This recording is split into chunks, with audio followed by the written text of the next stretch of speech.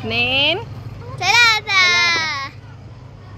طبعا أنا والقمر حقنا غيداء وليد العلفي حاليا من مطعم ومنتزه مستشفى عز الدين الشيباني.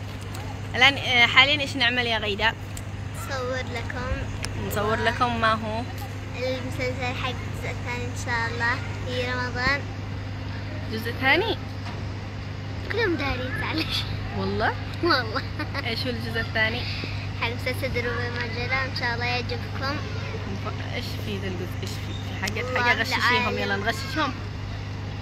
ممنوع. فاجأة بنت مخرج.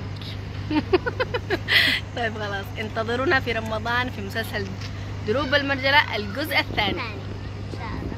بعد يعجبكم يا رب. بعد غيداء. تعبتي يا غيداء؟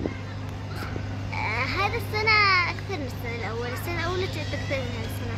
والله هذه السنة أحسها ممتعة شوي. والله أحسها حلوة صح؟ أيوة. حلوة والأحداث حلوة صح؟ المشاهد بسيطة حايس وجميل. يا روحي أنا خلاص إذا اسم بعد غيداء انتظرونا مسلسل دروب المرجلة الجزء الثاني إن شاء الله.